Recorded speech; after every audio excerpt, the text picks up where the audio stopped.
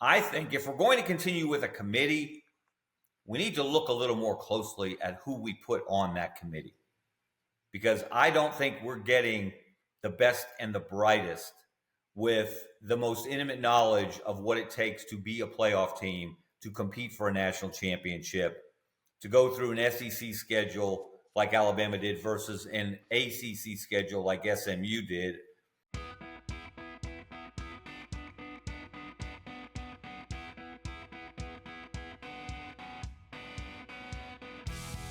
Beat Everyone is brought to you by Broadway Joe's Fantasy Sports, inspired by football legend Joe Namath. Embrace the thrill of daily fantasy sports like never before in a new app coming soon. Hey, welcome to Beat Everyone. I'm Ben Flanagan with AL.com, and yeah, I mean, you know it by now, Alabama is out. The College Football Playoff Committee really did it. They denied Alabama a spot in the newly expanded 12-team format. Or maybe it was SMU who denied them, or maybe it was Dabo Swinney and Clemson, or maybe it just, it's time to look in the mirror for Alabama fans and maybe look at the Alabama-Oklahoma box score to maybe remind you why Alabama ultimately didn't make it. Look, it's a lot to sort through. Helping us cope, deal, process, mourn, and move on is one of the best sports columnists around, Kevin Scarbinsky. Kevin, how are you, sir? I'm good, Ben. We're trying to make it through a no joy in Mudville Monday. Well, what we really need, though, is for you to tell us who to blame here, right? Because, I mean, Kevin, Alabama was sitting pretty going into conference championship weekend. I mean, all eyes were on Charlotte and SMU as they stunk it up early in the game and let Clemson build a huge lead before the Mustangs, they come back, they tie the game, and then for reasons unknown, something insane, I'm sure, they didn't kick a touchback. They let Clemson run it out and set up a game-winning field goal as time expired. I mean, Alabama was ranked 11th, right, in the college football playoff ranking before conference championship weekend. They were all ahead of Miami. They were ahead of South Carolina, Ole Miss, these teams that thought they had cases. They had a strength of schedule edge. They had wins against ranked teams. They just needed SMU to win, or they needed Clemson to win in a blowout, which it looked like might happen. But the worst case scenario happened. The committee said, nope, not this year. And I don't think anybody was shocked by the outcome. But Kevin, did the committee get it right? Well, I think there is really no such thing as absolute right or wrong when it comes to an opinion about college football. And that's what we're dealing with. We're dealing with the opinions of 13 individuals compiled collectively to determine who are the 12 teams that should have an opportunity to play for a national championship. And the thing that has got to just really kick Alabama in the gut, besides its performance or non-performance in Norman, Oklahoma. And let's be clear, if Alabama beats either Oklahoma or Vanderbilt, and they're sitting there at 10-2 with their resume, they're in the playoff. So the ultimate blame is on Kalen DeBoer, his staff, his players, in particular, for that non-performance against Oklahoma. So let's be clear about that. Now, there are a lot of unindicted co-conspirators that we can point fingers at, and we should. And one would be Rhett Lashlee, former offensive coordinator at Auburn. And I wonder how Auburn fans are feeling today. Two of their former offensive coordinators, Rhett Lashlee at SMU, Kenny Dillingham at Arizona State, are taking teams into the playoff. Auburn is not even going to a bowl game. Why is one of those guys not coaching the Auburn Tigers, one might wonder. So those guys are on the list of the way their teams performed, the way SMU came back in that game to take the lead late against Clemson. And then, of course, there's good old Dabo Swinney, little old Clemson, doing what they do, sitting there with 3 losses, coming off a loss to South Carolina. You put them in a championship setting, and they tend to raise their game. Alabama fans know that all too well from having lost 2 national championship games against Clemson. And now you can argue that if Clemson knocked Alabama out of the playoff, because this is the thing, I think, where this is where we can point a finger perhaps at Greg Sankey in the SEC. as complicit in what happened yesterday. This convoluted format in which there are two teams that are in the playoff that the committee thinks are not as good as Alabama based on their own rankings that they released on Sunday. Because Alabama is still number 11, Arizona State is number 12, and Clemson is number 16. So just from a raw rank order of things, the committee thinks Alabama is better than two of the teams that are in the playoff. Of course, they got the automatic bids as conference champions. And then they got, well, at least, but at least Arizona State got, and a further break, because of the provision that allows the top four ranked conference champions to get a bye in the first round, Boise State and Arizona State will have to win one less game than everyone else to win a national championship. Just boggles my mind to consider. And that's no slight on Ashton Genty, who should win the Heisman, and those guys. And Arizona State, again, what Kenny Dillingham did there was fantastic. But do we really believe that they're the top four, among the top four teams in the country? No, of course not. And if you were doing the whole bracket on rank order, Alabama would be in the field. If there were no automatic provisions for conference champions, Alabama would be in the field.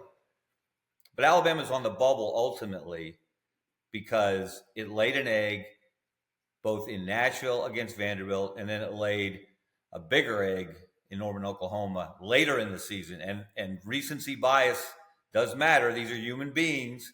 As objective as they try to be on that committee, they remember what happened at Oklahoma. I think the stakes were clear, right? I think Alabama fans knew what had to happen in that ACC championship game. And as it was playing out and they saw that it was a close game, it was a nightmare because that was the only thing that couldn't happen, or that's the only thing that would essentially prevent Alabama from going to the playoffs. So I know it hurt in real time, but I think that always in the back of their minds, even though they think Alabama belongs in the playoff regardless because they're Alabama, they have a good enough resume, but the Vandy loss and the Oklahoma loss were always there, and they were always ultimately going to trip them up. But Kevin, you wrote a column that finally said it, right? Like that we are witnessing what everyone has called for the last decade plus. The dynasty is dead, or it's dying, right? Alabama's going to play a crummy Michigan team at the Outback Awesome Blossom Bowl in Tampa or whatever it is. You called it, quote, a painful reminder that the last time the Tide snuck into the playoff, it got excused by the Wolverines in the semifinals, and then its legendary coach retired. And then you said nothing has been quite the same since then in Tuscaloosa. What exactly did you mean by that? Well, and let's be honest, let's not put this all on Kalen DeBoer, because the dynasty, as we knew it, was in decline for some time. Since I draw a line in the sand 2017 and before, and since 2017. And since 2017, Alabama missed the playoffs twice under Nick Sabin. Since 2017, Alabama won only one national championship under Nick Sabin. And that was, they went 3 years, his final 3 years at Alabama, they did not win a national championship. That was the longest stretch of his Alabama tenure. They were having to win close games. They lost a home game to Texas a year ago. They were lucky to escape at South Florida a year ago. So this was not the dominant Alabama program of 09, 11, 12, even 15 after they lost to Ole Miss, the way they responded from that. And 17. The teams that Nick Sabin fielded in his last few years at Alabama were not of the same caliber, were not as dominant as teams from earlier in his tenure. And there are a million different ways to look at that statistically, but it's just the truth. So this, to me, though, this year, losing 3 games, the fewest points they've scored in a game in forever, since the Mike Shula era, losing to Vanderbilt for the first time since Ray Perkins was the coach 40 years ago. They were setting some negative all-time records there, or at least long time since records. And the ultimate indignity, though, was being on the fence, being one of the last two teams under consideration for the last at-large spot, and they lost to SMU. SMU, which obviously took forever to get back on its feet after getting the death penalty in the 80s. And it's funny, I keep having these flashbacks to the Pony Excess 30 for 30, in which the day that the death penalty was handed down in Dallas, there were coaches from all across the country recruiting the SMU players who were free to go wherever they wanted to go. It was an early look at the transfer portal. And there was a prominent shot of the Alabama media guy. There was an Alabama assistant there with an Alabama media guy with Ray Perkins' picture on the cover. So Alabama was represented there trying to poach some of those SMU players after the death penalty. But to lose to SMU, to lose out to Rhett Lashley, a former Auburn offensive coordinator, is just unimaginable. You know, think about it, Ben. Alabama had gotten the benefit of the doubt in 2011. They didn't win the SEC, didn't play in the SEC championship, but they went to the BCS championship and got revenge on LSU. They were given the benefit of the doubt in 2017. Didn't beat Auburn, didn't win the SEC West, didn't go to Atlanta, didn't win the SEC championship, but they got in the playoff and they made it count with second and 26. Even at last year, you can argue they got the benefit of the doubt because Florida State's quarterback got hurt. They were the number 4 seed, and they were able to get in. Now, they didn't take advantage last year. That's another sign of that subtle decline. But this year, to be left out of the first 12-team playoff, and again, to be basically snubbed in favor of SMU, which didn't have a top 25 victory. The same criteria, this is where I point a finger at the committee. Same criteria they used last week to put Miami behind Alabama was record against top 25 teams. Alabama 3-1, Miami 0-1. Well, SMU doesn't have a victory over a top 25 team either. Why that criteria mattered more last week than this week is a bit of a head scratcher to me, because SMU played Clemson close. The Clemson team with 3 losses, the Clemson team that just lost at home to South Carolina. That's what's maddening about committees. Their wild inconsistency. Yeah, you're right. It is maddening because you said it before. The committee thinks Alabama is one of the 12 best teams according to their rankings, and they're not in this tournament because of these automatic bids, right? And it's so strange because, you know, it makes you miss the 4-team format where the conversation always came down to who are the best 4 teams, right? It kind of made it it simplified it a little bit. I want to stick with DeBoer for just a second, though. Like, what about Kalen DeBoer? Because, again, if people are pointing fingers, I think that ultimately it all comes back to the Oklahoma game.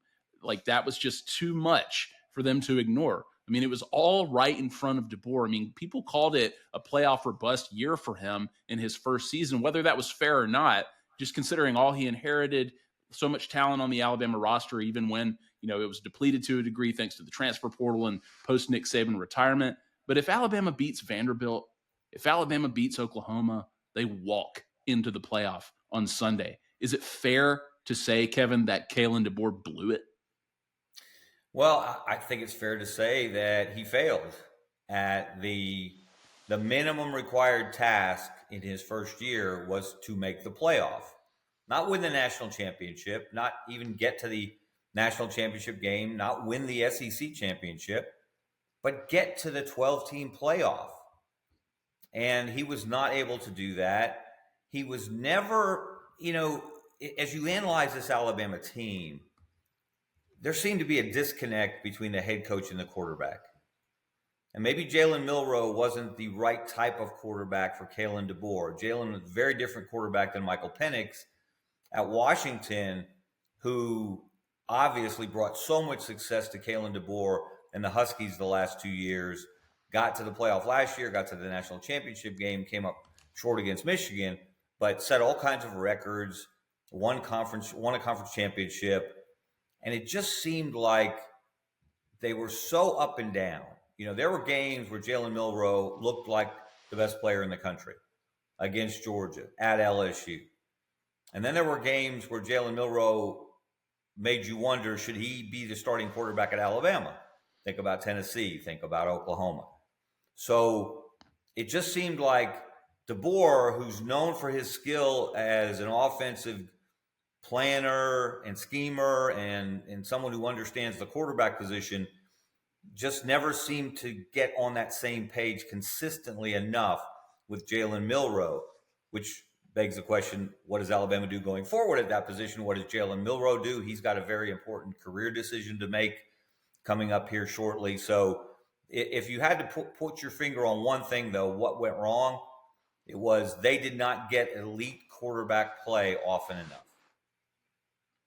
Part of that, too, was the quarterback's dynamic relationship with the wide receivers. I mean, Ryan Williams was an instant star. Jeremy Bernard certainly carved out his role, but Alabama had a pretty decent amount of depth when it came to talent at the wide receiver position. They spread it around a little bit, but there weren't as many guys who were able to sort of make a similar name for themselves. On a Sunday night news conference, Kalen DeBoer was asked about the messaging that he's giving to wide receivers who played at Alabama, especially with several hitting the transfer portal now that the season is essentially over. And one thing that DeBoer has said was he appreciates the unselfishness of a lot of the wide receivers who might have had limited opportunities, right? Because they weren't getting the ball quite as much, because according to DeBoer, it was all about whatever it took to win this year. Do you think that that's DeBoer maybe suggesting they're going to adapt into more of a Kalen DeBoer style offense maybe after year one? Or do you think that he's saying something about Jalen Milroe there? How do you translate that? Well, there are a number of different ways you can interpret those words. For one thing, you're going to get fewer catches or fewer targets as a wide receiver in an offense run by a quarterback whose greatest talent is running the football. So that's going to cut down on your at-bats, because you have to carve into the offense the ability for Jalen Milroe to run the football. He's elite at that. He may be the best running back in the country not playing running back. However, you do have to spread the ball out. And I thought at times they asked him to do too much in terms of just in the running game. I thought they ignored the running backs far too often. Two talented running backs, not the greatest running backs we've seen in the last 15 years. But how would you know? But how would you know, though? You know, they didn't get the opportunity. Right. That's a great point, Ben. But I mean, physically, they were not Najee Harris. They were not Derrick Henry. Sure. Few people are. But when they did distribute the ball better, as they did in the Auburn game, for example, I thought the offense was more effective. Now, they turned the ball over. They would have scored more points against Auburn if they had not turned the ball over the way they did. But they did distribute the ball more. I thought they were asking Jalen Milroe at times to be the kind of Superman in carrying an offense that, say, Cam Newton was. Jalen Milroe never was and never will be Cam Newton. No one else has been Cam Newton but Cam Newton in terms of an ability to carry a team, throwing the ball, running the ball, putting the team on his shoulders. I thought they asked Jalen to do too much too often. And that's part of the reason I think probably some of the wide receivers were frustrated. And then the number of targets that Ryan Williams got, and he fell off as the year went on. He wasn't as effective or certainly as spectacular, barring the still mind-boggling play that was taken away in the Oklahoma game. And who knows, look, we all, I think, can agree, Alabama probably wasn't going to come back and win the game if they don't take that touchdown off the board. But it did give them some momentum. Who knows? Maybe they score again. Maybe they make it a one-score game. Maybe it doesn't look as egregious as it did to the committee in that 24-3 final. 24-17 or 24-14 would have looked a lot better.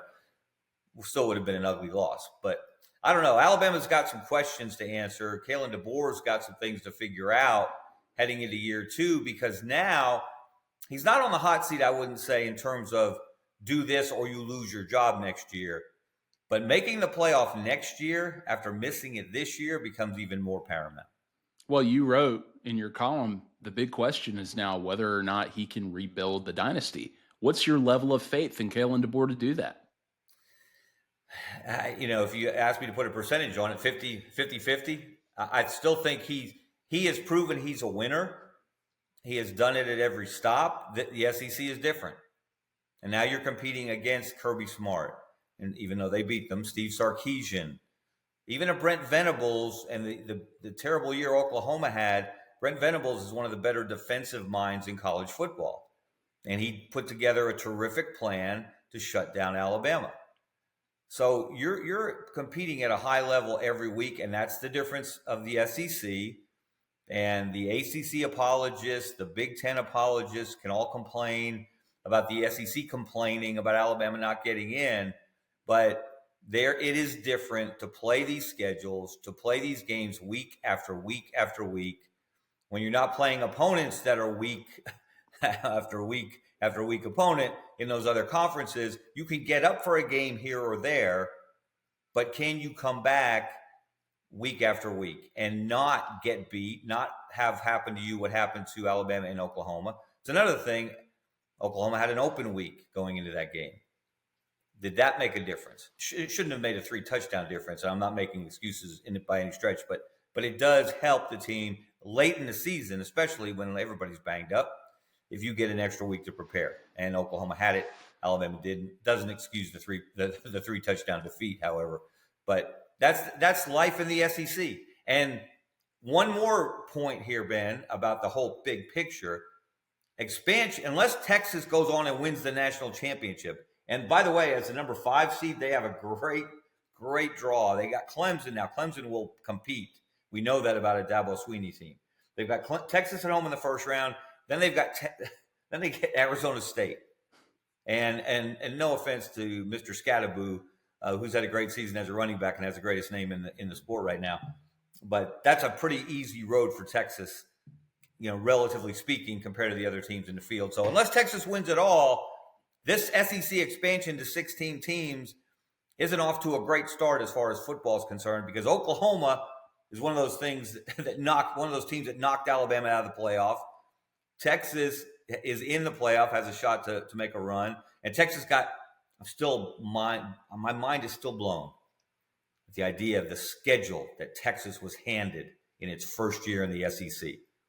Nick Saban said it at media days last year, Ben, last summer. Actually, not last year, but last summer. Texas is not going to run the SEC.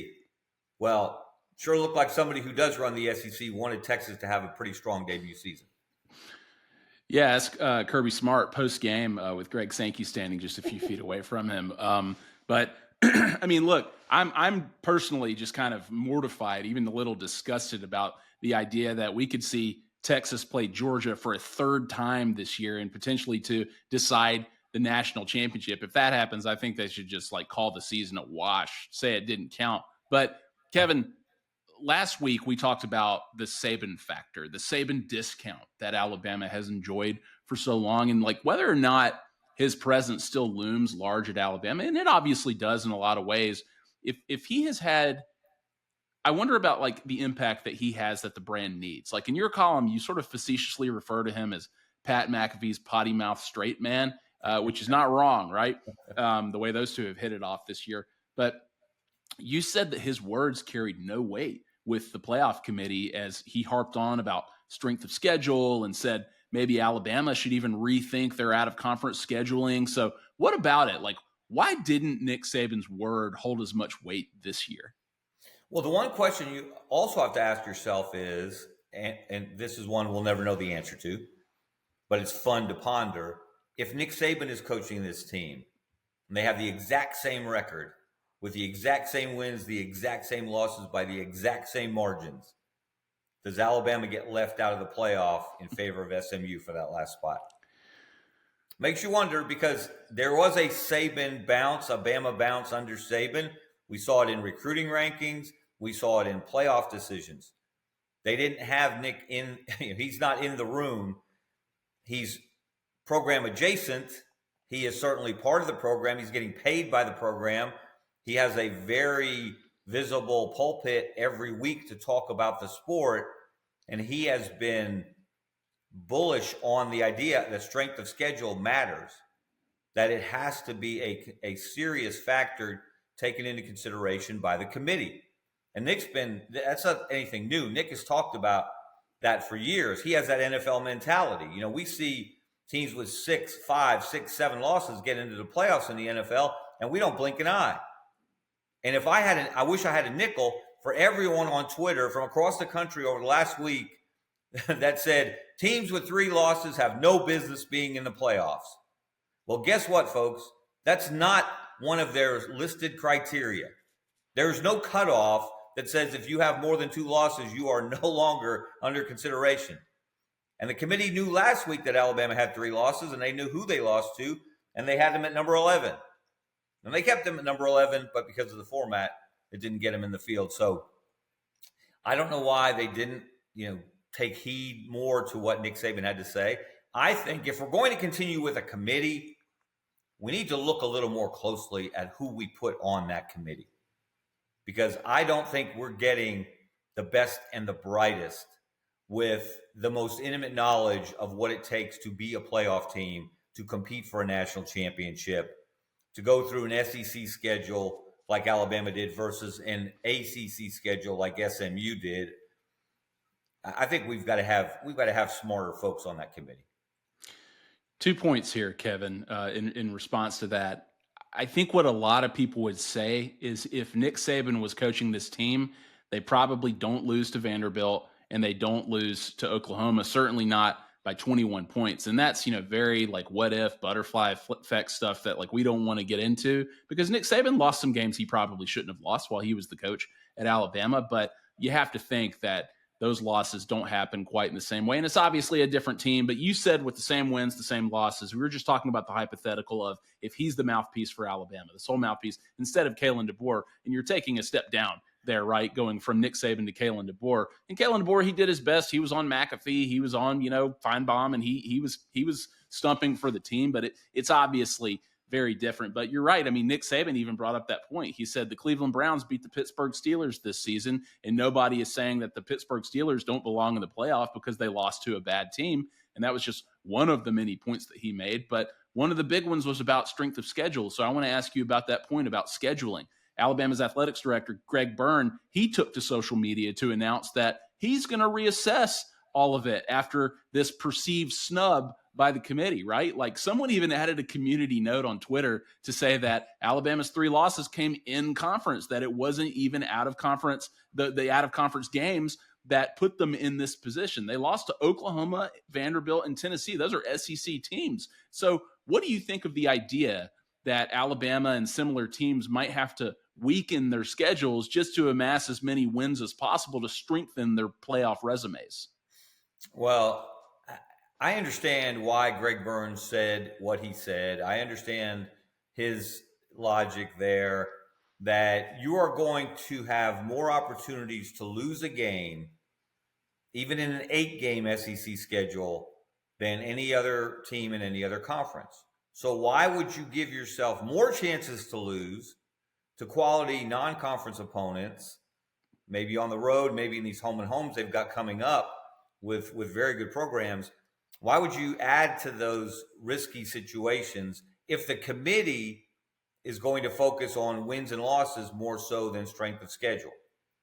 And there's something to be said for that, but it is sad in a way also, and this contributes to the idea that Alabama ain't what it used to be, that Alabama would suggest dumbing down its schedule because it fears it's going to lose multiple games in the SEC each year going forward because the SEC is more competitive than ever, because it may not have been great on the top end this year, and even though the bottom end was very bad for the most part, with the exception of, say, Oklahoma against Alabama and Kentucky against Ole Miss. So sit down, Lane Kiffin.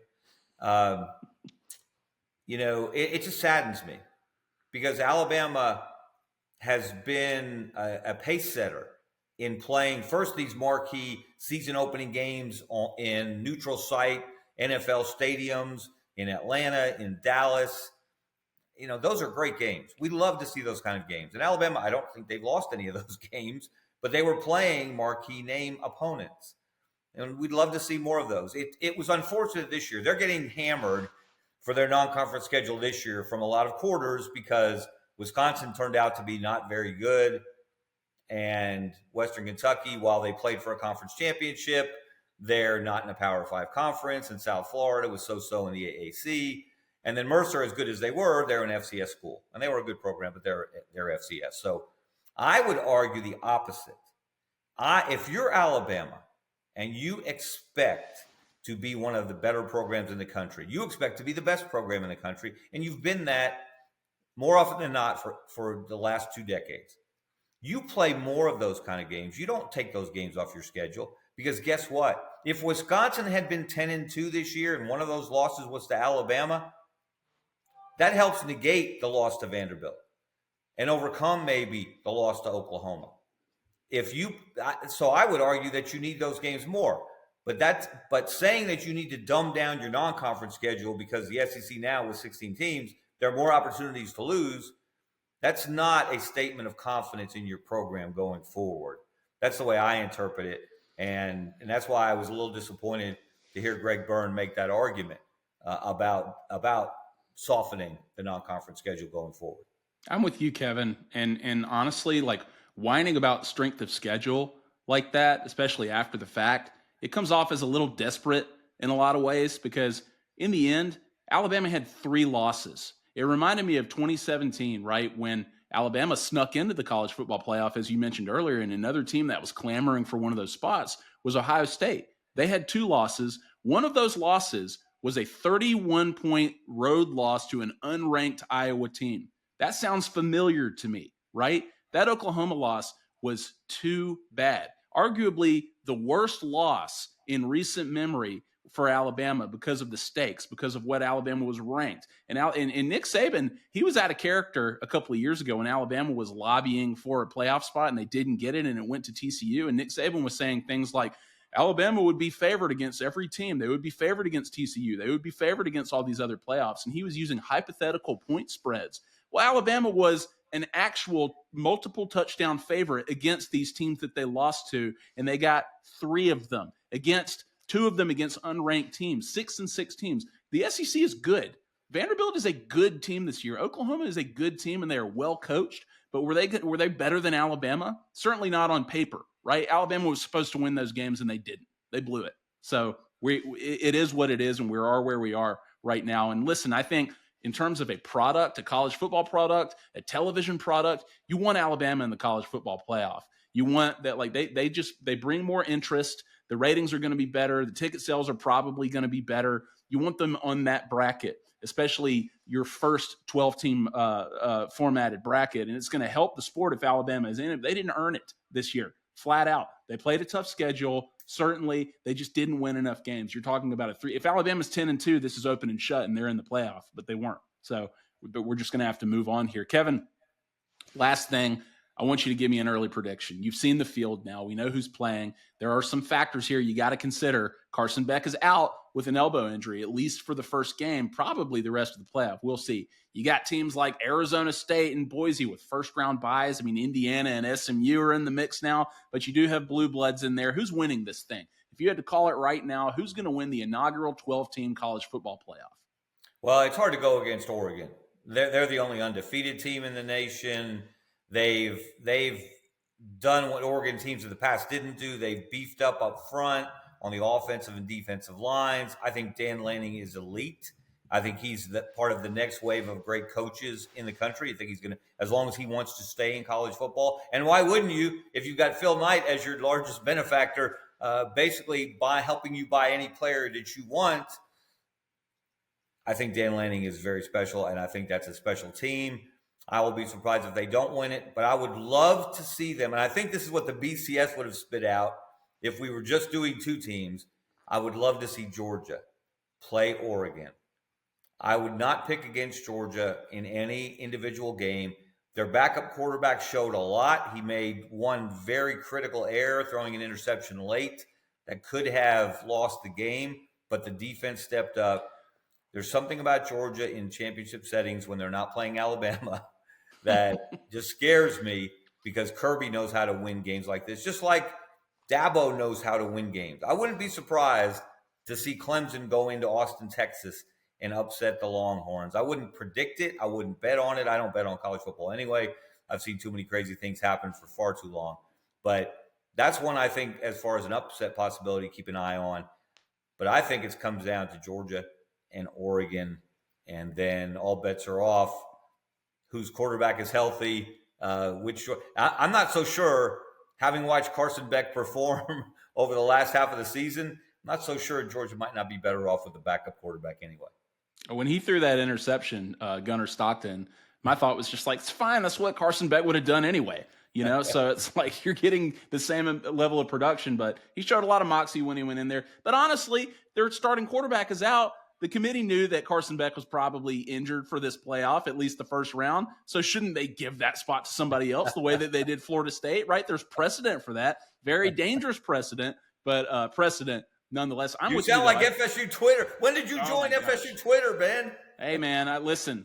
I'm glad Alabama made it last year. I was glad to go out and cover the Rose Bowl. It was one to remember, an instant classic game. But I understand their plight. That's all I'll say. I understand their case. That was a bum rap, and even I can admit that here on this show. As someone who has 2 sons at the University of Florida, I shed no tears for Florida State ever. I didn't shed any tears. I didn't say that, so I understand. Hey. Kevin, thank you. You're one of the best of all time. Kevin Scarbinsky, read his work on AL.com. You're really one of our favorites. Thank you so much for doing this. Thanks, Ben. This was a lot of fun. I wish it had been under better circumstances, but there's always next year. There's always Tampa, Kevin. Have fun with that. Find Beat Everyone on YouTube, Apple, Spotify, wherever you get your podcasts. Please subscribe, rate, and review. It helps us out. I'm Ben Flanagan with AL.com. We'll see you next time. Beat Everyone is brought to you by Broadway Joe's Fantasy Sports, inspired by football legend Joe Namath. Embrace the thrill of daily fantasy sports like never before in a new app coming soon.